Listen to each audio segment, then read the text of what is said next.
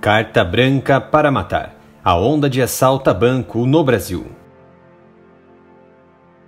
O canal Área Militar está crescendo e para que os senhores possam absorver o melhor conhecimento dos setores de defesa, segurança e geopolítica, estaremos preparando uma live com videoaula semanalmente em uma plataforma exclusiva para assinantes do Apoia-se, por apenas R$10, onde estarão interagindo com o canal. Não perca esta oportunidade, participe de nossas lives semanais com conteúdo científico. Entre no site Apoia-se pelo link na descrição. Brasil, um país com mais de 210 milhões de habitantes, constituídos por gerações de imigrantes e nativos de origens indígenas de todos os cantos. Uma sociedade miscigenada que luta para alcançar um direito nato de todo cidadão, a paz e a liberdade. Assombrado pela metástase política, segregação de classes promovidas por grupos ditos minoritários e pela violência estruturada e funcional enraizada e controlada por facções advindas de dois grandes estados financeiros, São Paulo e Rio de Janeiro, a convivência social dos brasileiros torna-se visivelmente encarcerada, enquanto os criminosos, livres e sem escrúpulos, ousam enfrentar autoridades militares e setores governamentais até então inatingíveis. Ourinhos, interior de São Paulo, madrugada de 2 de maio de 2020, um grupo fortemente armado de pelo menos 40 homens encapuzados chegam em 10 veículos potentes, alguns blindados e descaracterizados, seguem em direção ao centro da cidade com vistas ao Banco do Brasil. A ousadia é tanta que as principais bases policiais são totalmente cercadas, inviabilizando a coordenação militar e o pronto emprego em maioria dos pelotões táticos e de área. A ação dura aproximadamente 3 horas, houve diversas trocas de tiros com a polícia e 6 pessoas foram feitas reféns durante a ação. O grupo utilizou drones para monitorar o perímetro, miguelitos perfuro-cortantes para furar pneus e explosivos plásticos para arrombar a blindagem dos cofres. Botucatu, interior de São Paulo, madrugada de 30 de julho de 2020. Integrantes do 1º Comando da Capital, PCC, cercaram e atearam fogo no 12º Batalhão de Polícia Militar e se evadiram rumo à agência do Banco do Brasil, localizada no centro da cidade, munidos de armamentos pesados e de assalto, através de veículos blindados e velozes. Ao menos 40 indivíduos participaram do ataque terrorista, que se iniciou ainda na rodovia Marechal Rondon, após um caminhão ser atacado e incendiado, a fim de obstruir a via. Diferente do último ataque terrorista na cidade no final de 2019, os cidadãos botucatuenses tiveram uma grande ajuda. Membros da temida Ronda Ostensiva Tobias de Aguiar, a Rota, estavam em Bauru numa missão de treinamento da integração do BAEP na região. Os terroristas foram surpreendidos com a Rota, força tática da cidade de unidades da região, como a de Avaré. Posteriormente, os temidos Comandos de Operações Especiais, o COI, da Polícia Militar de São Paulo, chegaram ao local para iniciar a caça dos atos. As buscas seguiram por dias nas intensas matas fechadas e depressivas de Botucatu. Araraquara, interior de São Paulo, madrugada de 24 de novembro de 2020.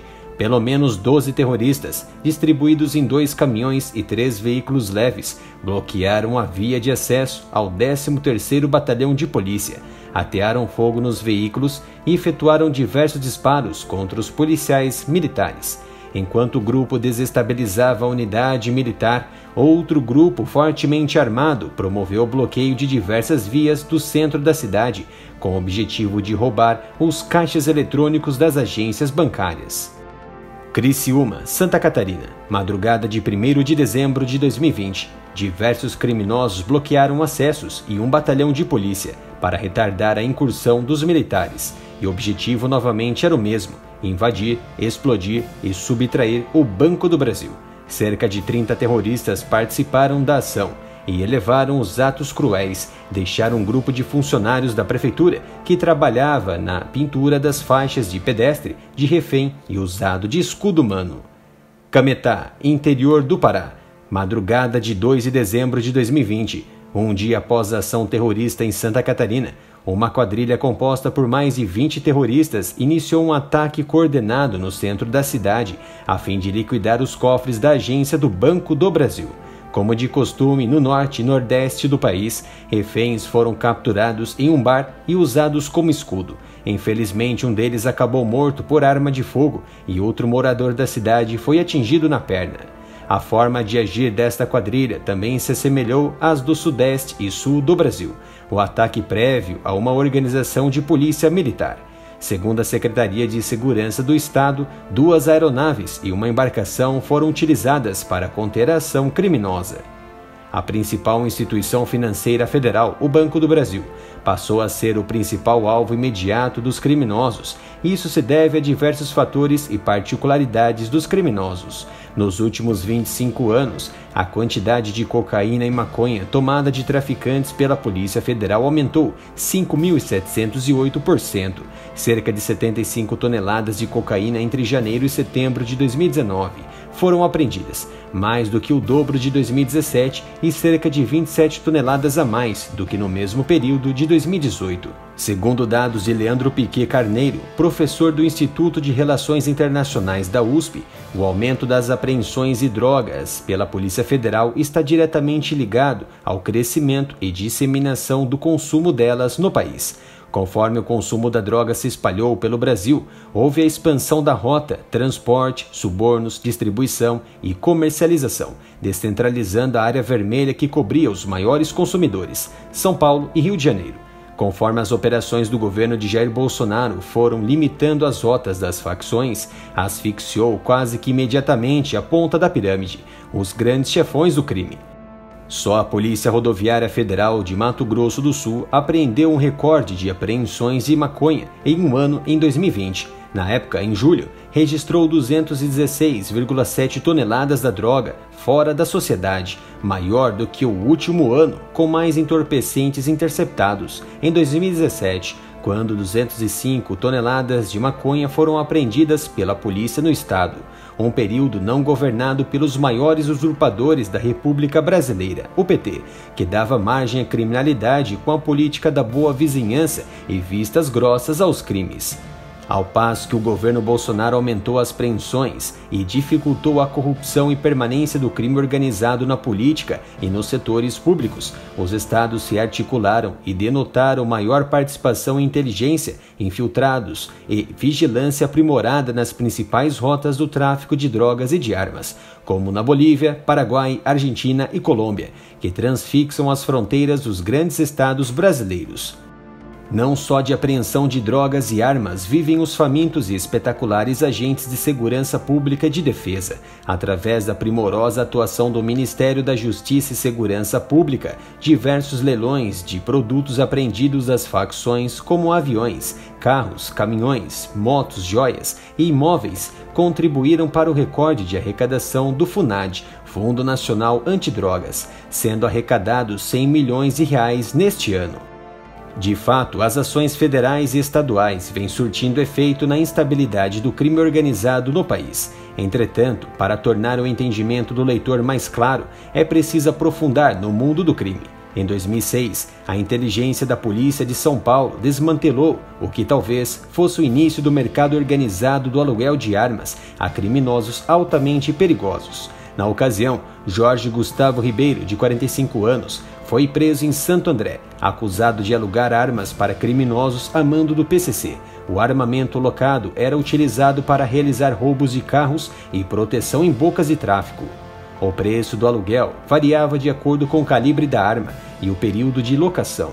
Uma espingarda calibre 12, por exemplo, era alugada a grupos criminosos a R$2.000 pelo período de 2 dias. Um revólver calibre 38, mais comum no mercado do crime, era alocado por R$100 ao dia, um mercado compensador e que trazia grandes benefícios.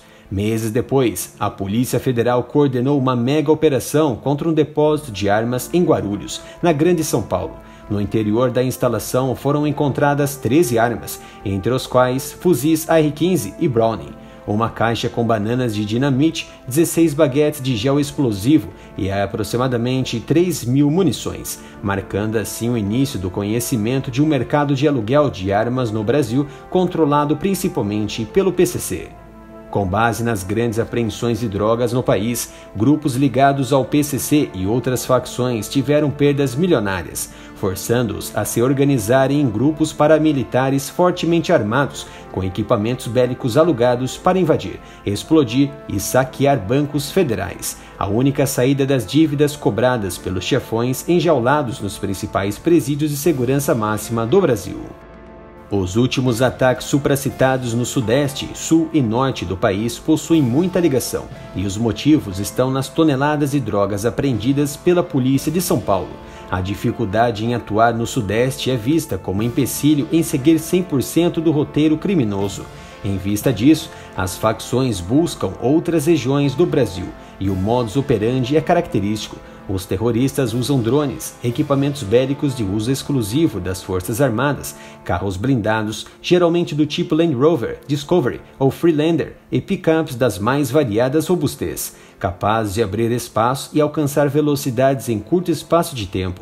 Formação de 30 a 40 homens e explosivos plásticos com especialista em manuseio que aprimorou a operação com o uso de celulares que acionam o artefato à distância, uma clara técnica utilizada por terroristas no Oriente Médio. As leis atuais estão cada vez mais brandas e mais exigentes da dupla interpretação jurídica. Em um país sério, o criminoso que porta um fuzil é tratado como terrorista e seu fim não é a cadeia, é o cemitério, pois o presídio traz ônus ao Estado.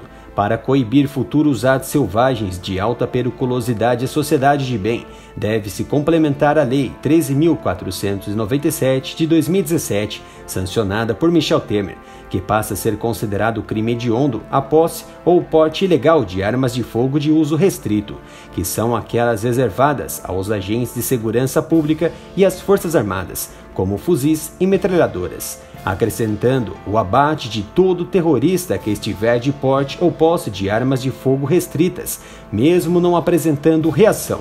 Talvez uma solução muito grande para pôr fim aos atos hostis e selvagens do crime organizado no Brasil.